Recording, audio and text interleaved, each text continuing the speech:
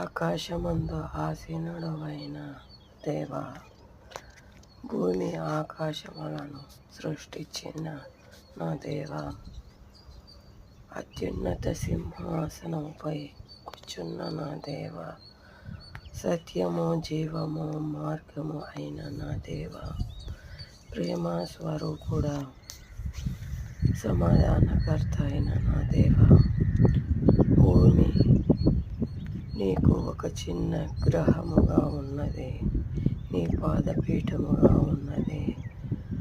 ఒక చిన్న మనిషిని దేవా నువ్వు ప్రేమించినావు.